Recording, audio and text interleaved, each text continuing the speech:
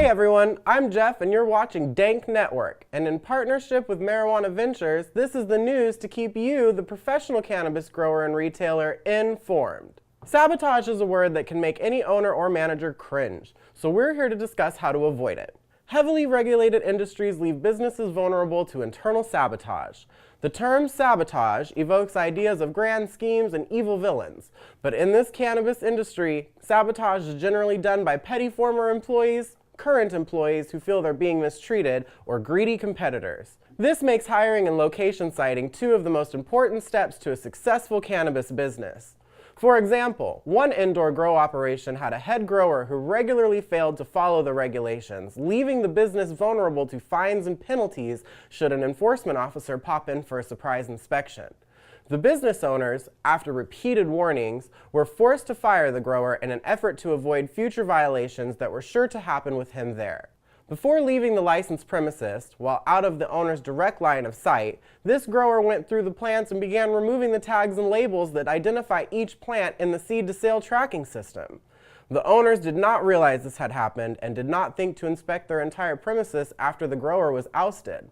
A few days later, an enforcement officer showed up in response to an anonymous complaint stating the business was not tagging its plants properly.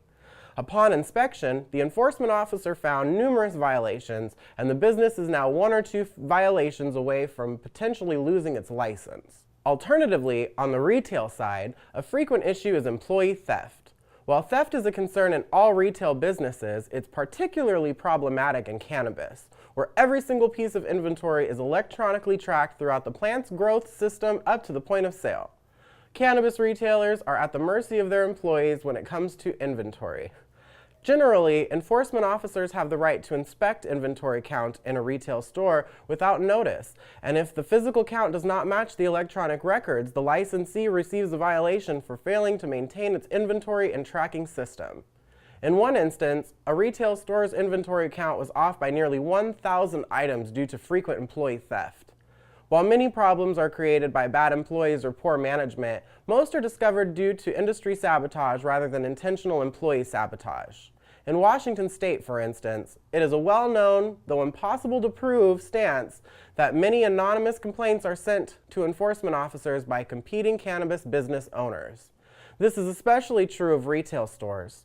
Officers are required to verify the validity of each anonymous complaint, and, due to the number of regulations and requirements placed on cannabis businesses, there is likely to be at least one violation at any given time if an officer is diligent enough.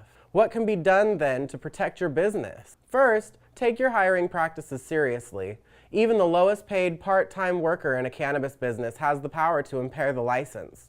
If they are not diligent in their work or are never taught the regulations they are required to follow, they are sure to miss something that will result in a violation when an enforcement officer drops by. Second, while we live in a capitalist society, remember that this industry is still new and in a precarious position.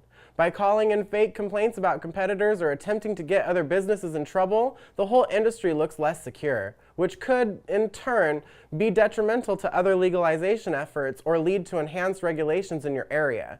Well guys, that's where I'm going to leave it today, but this is a conversation. Have you faced sabotage in your business? Do you feel these events are unethical or all is fair in business and war? I'm Jeff with Dank Network, sponsored by Dank's Wonder Emporium, a premier cannabis retailer in Olympia, Washington with over 300 different strains. Dank's Wonder Emporium prides itself on having the largest selection and always the best prices on everything the cannabis industry has to offer. Open 8 a.m. to midnight, 7 days a week, 365 days a year. And Marijuana Ventures is the only monthly B2B trade publication dedicated to the legal marijuana industry. The goal of Marijuana Ventures is to help business owners operate efficiently, profitably, and in full compliance with state regulations. As always, if you like this video or you like what I do on this channel, remember to hit that like button. If you're new here, hit that subscribe button. As always, I'm Jeff with Dank Network, and be sure to live higher.